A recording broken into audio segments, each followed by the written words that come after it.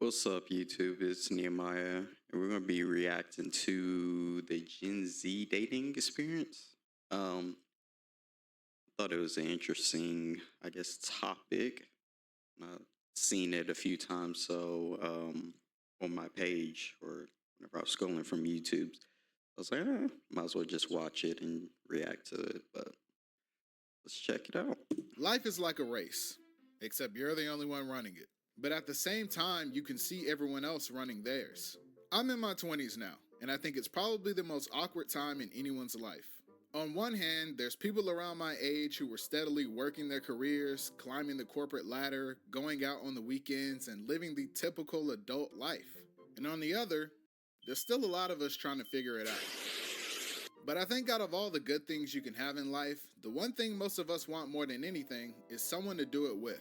When I look around, I see a lot of my friends in long-term relationships, and some of them have even gotten married. But I also have a lot of friends who are my age and have never even been in a relationship. Dating as a Gen Z adult is an interesting experience because dating comes with a lot of expectations. What do guys expect out of girls? What do girls expect from a guy? What does one partner expect from the other? There's this constant push and pull between what people want from each other romantically, and social media is only making it worse. It's why I think a lot of younger people think that romance is dead. Because social media is full of unrealistic expectations that I don't think 90% of young adults can meet. Yo, bro, what's your type? Well, I like short girls, but I go to the gym, so I also want her to be fit too. And I kind of like when girls have a bit of an attitude, but I think confidence is hot, so I want her to have a lot of pride as well. Okay, so you said short, fit, has an attitude, and a strong sense of pride. Yeah, bro, I don't think you want a girlfriend. I think you want Vegeta. Now, I'm not blaming social media for being the reason people are single, but I think sometimes people forget that social media is just a caricature of reality and that most things shouldn't be taken so seriously. Every other day on Twitter, I see people getting worked up over hypothetical situations that would never happen in reality, but they build their entire perspective on relationships around it. Babe, Let me know, would y'all let y'all girl do OnlyFans? Like, even if she wasn't doing, the crazy stuff, she just, I don't know, I guess you could say finesse, probably just posting, reposting Instagram pictures or just doing whatever. Would y'all be cool with that? Let me know. would you love me if I was a worm? What? If I got magically transformed into a worm, but I was still your girlfriend, would you still love me? I mean, Worm. how could you be my girlfriend if you were a worm? Wow. Just wow. What kind of question is this? Why would you even be a worm? This is why men deserve less. How am I supposed to date a worm? The truth is that there are a lot of really cool people out there that are looking for someone compatible to spend their time with. But a lot of the time, we only get to see the negatives. And sometimes this causes us to shut ourselves down before we even give someone else the chance to possibly say yes. Believe it or not, I've had girls that were interested in me tell me they were afraid to approach me because they didn't think they were my type. But the truth is, I don't have a type. Superficial things like someone's height, weight, income, or other things are temporary. And if you base your relationship with someone on those things, then the relationship will also be temporary.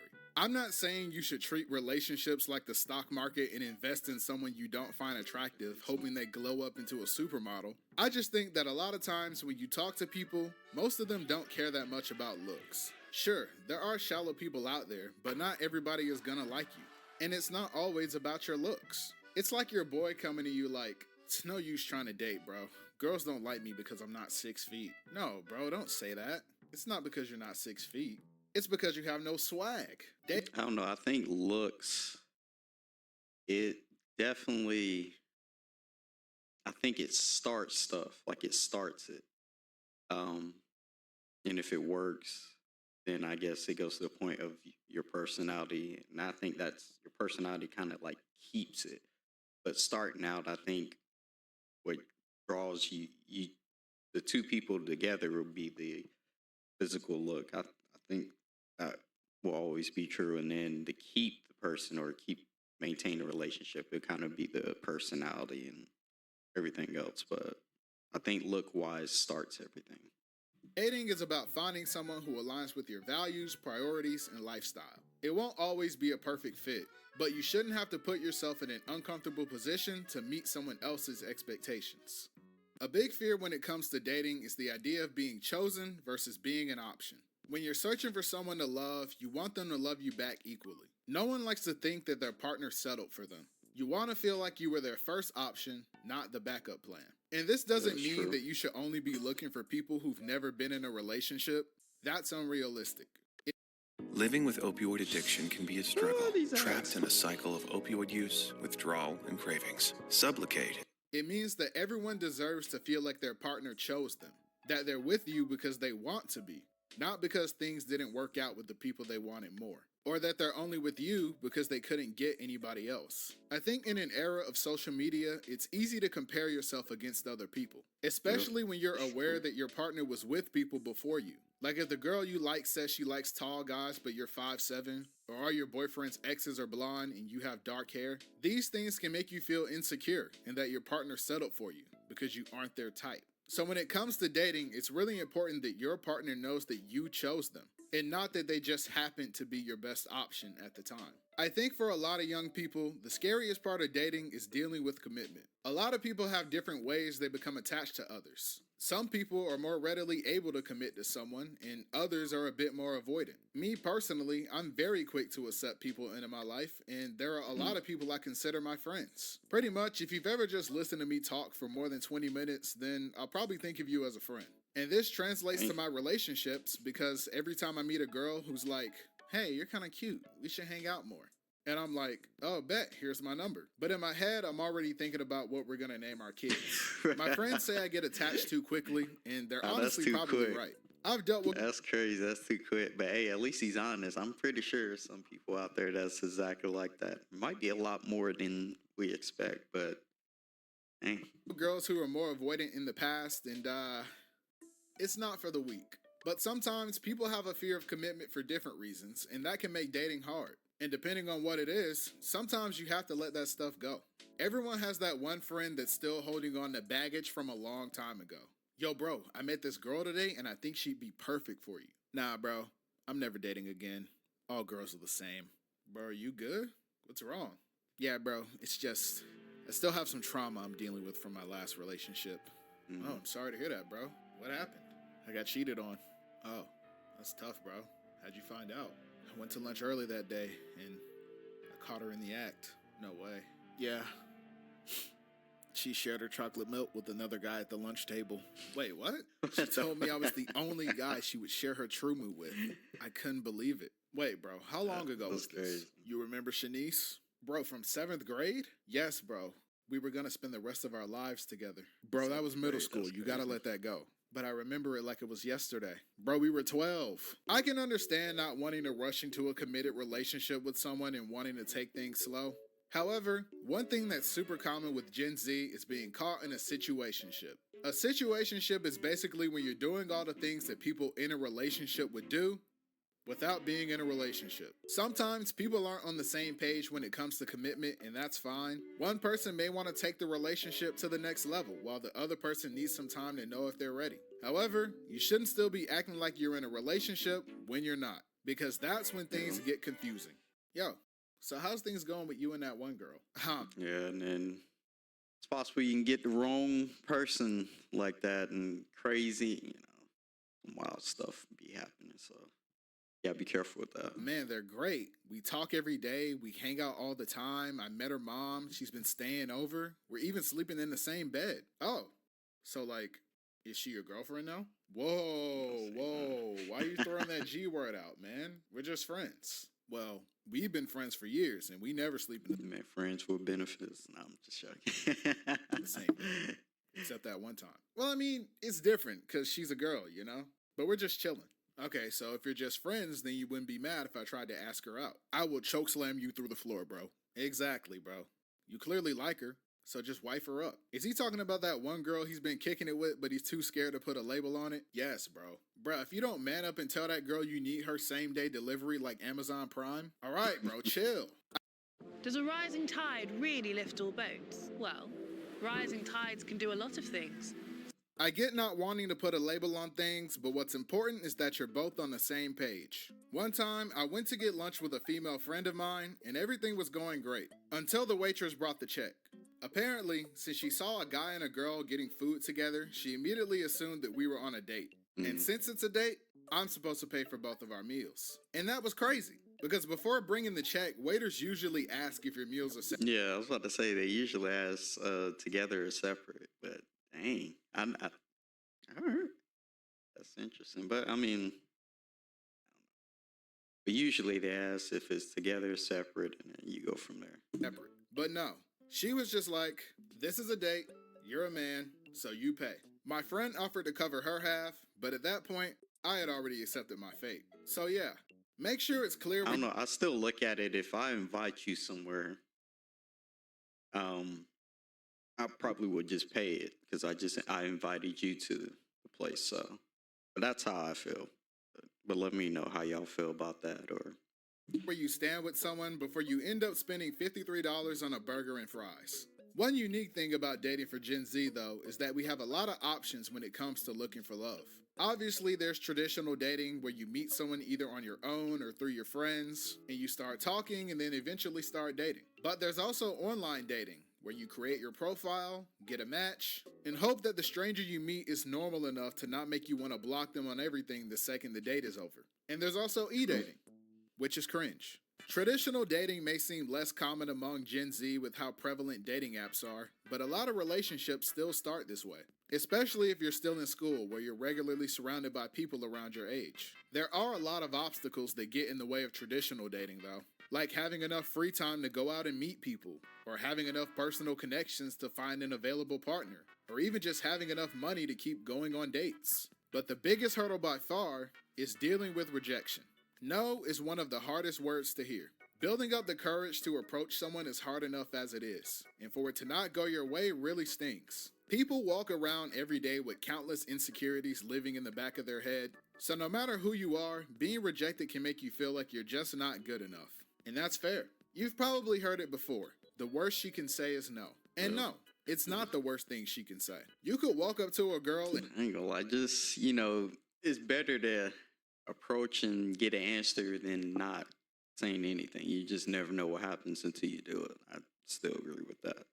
So, if you like someone, go up. They say no, keep pushing. That's how I look at it.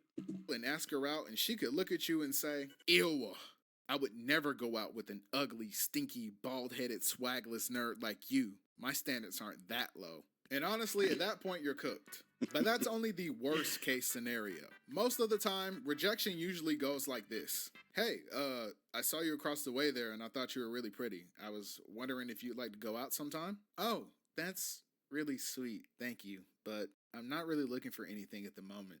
Sorry. Oh, okay. Yeah, no worries. Have a nice day. No matter how nice it is, rejection always hurts. And for most guys at least, I don't even think it's a fear of rejection, but rather a fear of being seen as a creep. And I completely understand. The thought of making a woman uncomfortable is almost unbearable. But you can't let your fear of rejection turn into a fear of approaching people in general. All right, bro, I'm finally gonna do it. Today I'm gonna tell that girl how I really feel. Bet, bro, you're in there. I'm telling you, just play it cool. You're right, bro. I just gotta stay confident. Excuse me. Do you know what time the library closes? I need to return this book, but I'm trying to figure out if I should do it before or after my next class. Could you help me out here? You just do. Had to go to the bathroom. Despite the challenges, I still think dating traditionally is one of the best ways to meet someone. Your friends can help put you on with people they think will match your personality, and it gives you a more organic connection with someone that can grow over time. Online dating isn't really a new thing anymore, and honestly, it isn't as bad as it used to be. I have a few friends who met their partners on dating apps, and they're honestly in very happy, healthy relationships with people they met online. I think the biggest issue with online dating, though, is that since you're dealing with strangers, it can be very superficial. The only thing they really have to go off of initially is your appearance and whatever you put on your profile. So sometimes it's hard to really find someone who's a good what match. they really are. It also goes against the #1 rule of the internet, which is to never link up with random people you met online. But it does lead to one of my favorite games, which is figuring out how long it takes for your date to finally reveal themselves as a weirdo. Wow, this was such a nice date. I really enjoyed talking to you. Of course, you're such an interesting person. Can I ask you something before we leave? Sure, what's up? Can I take a picture of your feet? Your toes look very nice, and I would love to set them as the wallpaper on my phone. What? I That's thought you crazy. said you like girls with a good soul. No. I said I like girls with good souls. Here, just hold still for Nah, that's Is this a crazy. bad idea? It's a bad idea, right? a second. I think my Uber's here. And then there's e-dating. Oh boy. The digital age has changed the way we do a lot of things, including dating. And e-dating is something that's really common among people who don't go outside a lot. And Let me know if y'all missed them. I think it was around like the COVID times when they was doing it. Everybody was doing them e-date videos and all that and streaming. I thought it was interesting. It was a cool idea. But let me know if y'all missed those times or if y'all like them to bring it back. And don't get me wrong, I've been playing video games since I was 4. And over the years, I've met a lot of really cool people online and would even consider them good friends. I think just about everyone in Gen Z has at least one friend that they've never actually met in person. E-dating isn't too different from your typical long-distance relationship, but it's definitely a relatively new experience. One day, you and your homie are queuing Swift plays and an e-girl with a soft voice gets on your team. Now you see him duo queuing on his alt and silver at 4 a.m. I know I make fun of e-dating a lot, but genuinely, if you're happy with someone you met in a Discord server, then that's great. But I've also seen a lot of e-relationships end badly with leaked DMs full of messages I wish I never saw. So if you're gonna e-date, make sure she's only for you and not for the hashtag general. No matter what kind of situation you find yourself in, it's important that you always remember to be yourself. You don't need to be someone else to attract a certain type of person. And if you feel the need to act like someone you're not to impress someone, then they're probably not worth it. There are people out there who will like you for you. You don't have to pretend. So just stick to being yourself. We all know that one guy that Good starts acting advice. different when girls come around. Bro, there's no way he's beating Goku. Nobody can beat Goku. Dude, I'm telling you, with Gear 5, Luffy solos the verse. Bro, he's not touching Goku. You're tweaking. Bro, the Toon Force. I'm telling you the Toon Force. Nah, bro, I'm not trying to hear it. You don't know about the Toon Force. Hey, guys. Oh, hey, what's up? What you guys doing? Oh, we were just having an anime debate. Like, this guy thinks Luffy can beat... I mean, that was really more so him. Like, I'm not really into all that anime stuff for real. It's, like, kind of immature for You never know. She might like anime too and all that. So, but me. Oh, you guys talking about anime? I love anime. Have you guys Yeah. seen Hunter x Hunter? Hunter x Hunter? Yeah, that's my show. Like, Killer Will, like, that's You my about to favorite change. character. Bro, weren't you just calling it mid, like, last week? Bro, chill. You always bringing up old stuff. Like, I'm a different man now. Right. Anyway, I was coming over to ask if you still needed your shift covered tomorrow. My schedule opened up and I wanted some extra hours. Oh yeah, it's perfect. I really needed to be off tomorrow. So if you can, that'd be great. Yeah, bro. Now you can come to the gym. Like, I be going every day. In fact, probably about to go now, low key. Probably hit the bench. Yeah, so I'll text you when I pick your shift up, okay? Yeah, thank you. I mean, you can text me too, though.